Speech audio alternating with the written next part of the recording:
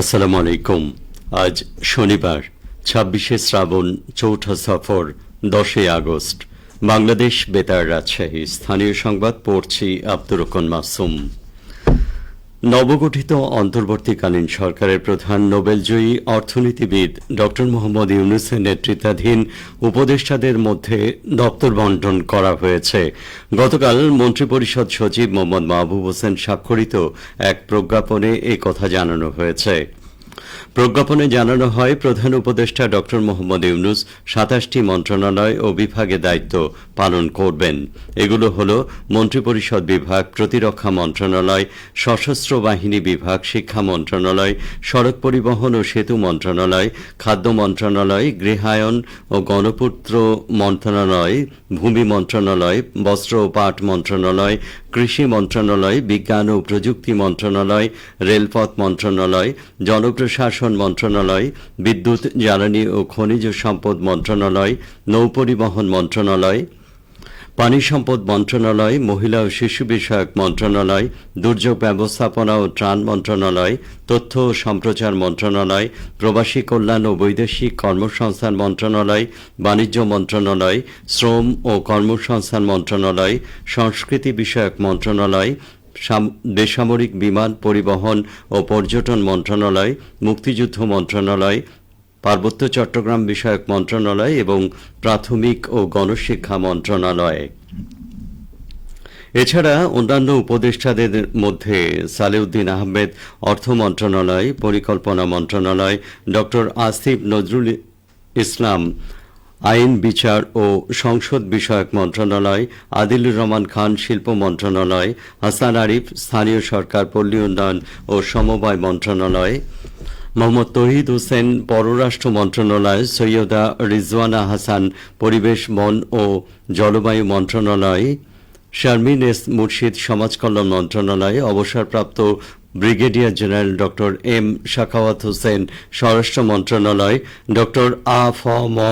খালিদ হোসেন ধর্ম মন্ত্রণালয়, ফরিদা আক্তার মৎস্য ও প্রাণী সম্পদ মন্ত্রণালয়, নূরজাহান বেগম স্বাস্থ্য ও পরিবার কল্যাণ মন্ত্রণালয়, মোহাম্মদ নাহিদ ইসলাম ডাক, টেলিযোগাযোগ ও তথ্য প্রযুক্তি মন্ত্রণালয় এবং আসিফ মাহমুদ সজীব ভূঁইয়া যুব ও ক্রীড়া মন্ত্রণালয়ের দায়িত্ব পালন করবেন। অন্তর্বর্তীকালীন সরকারের প্রধান উপদেষ্টা নোবেলজয়ী অর্থনীতিবিদ ড মোহাম্মদ ইউনূস শিক্ষার্থীদের বৈষম্য বিরোধী আন্দোলনে পুলিশের গুলিতে নিহত বেগম রোকেয়া বিশ্ববিদ্যালয়ের ছাত্র আবু সাইদের পীরগঞ্জের গ্রামের বাড়িতে যাচ্ছেন আজ। প্রধান উপদেষ্টার আবু সাইদের বাড়িতে যাওয়ার বিষয়ে রংপুরের জেলা প্রশাসক মোহাম্মদ মোবাশ্বের হাসান জানান, অন্তর্বর্তীকালীন সরকারের প্রধান ড মোহাম্মদ ইউনূস আজ শনিবার সকাল ৯:৩০টার দিকে ঢাকা থেকে হেলিকপ্টার যোগে পীরগঞ্জের বাবনপুর আসবেন। এখানে এসে তিনি আবু সাইদের কবর জিয়ারত করবেন এবং তার পরিবারের সদস্যদের সাথে কথা বলবেন। এর আগে গত বৃহস্পতিবার ফ্রান্স থেকে দেশে ফিরে হজরত শাহজালাল আন্তর্জাতিক বিমানবন্দরে বৈষম্য বিরোধী আন্দোলনের সমন্বয়কারী শিক্ষার্থীদের সাথে আলাপকালে ড মোহাম্মদ ইউনূস বৈষম্য বিরোধী আন্দোলনে পুলিশের গুলিতে নিহত আবু সাইদের কথা স্মরণ করে কান্নায় ভেঙে পড়েন। উল্লেখ্য, বৈষম্য বিরোধী আন্দোলনে বেগম রোকেয়া বিশ্ববিদ্যালয়ের অন্যতম সমন্বয়ক ছিলেন ইংরেজি বিভাগের ১২তম ব্যাচের শিক্ষার্থী আবু সাইদ। আন্দোলন চলাকালে গত ১৬ জুলাই বেগম রোকেয়া বিশ্ববিদ্যালয় সংলগ্ন পার্ক মোড়ে পুলিশ, ছাত্রলীগ ও যুবলীগের সঙ্গে শিক্ষার্থীদের সংঘর্ষ হয়। এক পর্যায়ে পুলিশের গুলিতে নিহত হন আবু সাইদ। পরদিন ১৭ জুলাই পীরগঞ্জ উপজেলার মদনখালী ইউনিয়নের বাবনপুর গ্রামের বাড়িতে তার লাশ দাফন করা হয়। নবগঠিত অন্তর্বর্তী সরকারের অর্থ ও পরিকল্পনা মন্ত্রণালয়ের উপদেষ্টা ড সালেউদ্দিন আহমেদ বলেছেন, আর্থিক ও ব্যাংকিং খাতে বিদ্যমান অর্থনৈতিক চ্যালেঞ্জসমূহ সাহসিকতার সঙ্গে মোকাবেলা করে দেশের অর্থনীতিকে চাঙ্গা করতে হবে। তিনি বলেন, দেশের ব্যবসা বাণিজ্যের গতি ও কার্যক্রম মন্থর হয়ে গেছে এবং ব্যাংকিং ও আর্থিক খাতসহ অর্থনীতিতে বিভিন্ন চ্যালেঞ্জ রয়েছে। দেশের অর্থনীতিকে পুনরুজ্জীবিত করতে হবে। অন্তর্বর্তী সরকারের প্রধান উপদেষ্টা অন্য উপদেষ্টাদের মধ্যে মন্ত্রণালয় বরাদ্দের পর কেন্দ্রীয় ব্যাংকের সাবেক গভর্নর ড সালেউদ্দিন আহমেদ সাংবাদিকদের কাছে একথা বলেন। সারা দেশে আইনশৃঙ্খলা পরিস্থিতি পুনরুদ্ধার করা অন্তর্বর্তী সরকারের প্রথম অগ্রাধিকার উল্লেখ করে তিনি জানান, সাম্প্রতিক সহিংসতার কারণে সাধারণ শিক্ষার্থীদের বৈষম্য বিরোধী ছাত্র আন্দোলনকে কেন্দ্র করে দেশবাসীর জীবন ও জীবিকার উপর যে প্রভাব ফেলেছে তা কাটিয়ে উঠতেও জোরালো ব্যবস্থা নেওয়া হবে।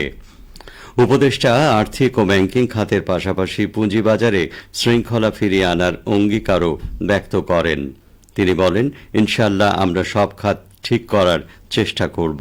এর আগে নবগঠিত অন্তর্বর্তী সরকারের প্রধান উপদেষ্টা ডক্টর ইউনূস সহ ১৩ উপদেষ্টা গতকাল কেন্দ্রীয় শহীদ মিনারে পুষ্পস্তবক অর্পণের মাধ্যমে ভাষা আন্দোলনের শহীদদের প্রতি শ্রদ্ধা জানান। চাঁপাইনবাবগঞ্জে আইনশৃঙ্খলা পরিস্থিতি ও দ্রব্যমূল্য স্থিতিশীল রাখা সহ সাম্প্রদায়িক সম্প্রীতি বজায় রাখতে ব্যবসায়ীদের সমন্বয়ে মতবিনিময় সভা অনুষ্ঠিত হয়েছে। গতকাল Chapainawabganj chamber of commerce and industry ভবনে আয়োজিত সভায় সভাপতিত্ব করেন চেম্বার সভাপতি আব্দুল ওয়াহেদ। সভায় বক্তব্য রাখেন চেম্বারের সহ সভাপতি আখতারুল ইসলাম রিমন, ব্যবসায়ী মাসুদ রানা। সভায় বক্তারা দেশের সাম্প্রতিক পরিস্থিতিতে ব্যবসায়ী সহ জনসাধারণের জানমালের নিরাপত্তার জন্য সেনাবাহিনীর সদস্যরা কাজ করছেন উল্লেখ করে বলেন, কোনো দুষ্কৃতিকারী ব্যবসায়ীদের ক্ষতি করার চেষ্টা করলে কঠোর আইনগত ব্যবস্থা নেওয়া হবে। সভায় বাজারে দ্রব্যমূল্য স্থিতিশীল রাখার আহ্বান জানানো হয়। সবশেষে আবহাওয়া। আজ সকাল ৬টায় রাজশাহীতে তাপমাত্রা ছিল ২৬.৫ ডিগ্রি সেলসিয়াস। সেই সময় বাতাসে আর্দ্রতার পরিমাণ ছিল ৯৮%। রাজশাহী ও পার্শ্ববর্তী এলাকায় আজ সূর্যোদয় হয়েছে ভোর ৫টা ৩৮ মিনিটে, সূর্যাস্ত সন্ধে ৬টা ৪৩ মিনিটে। সংবাদ শেষ হল। আমাদের পরবর্তী স্থানীয় সংবাদ দুপুর ১২টা ১০ মিনিটে।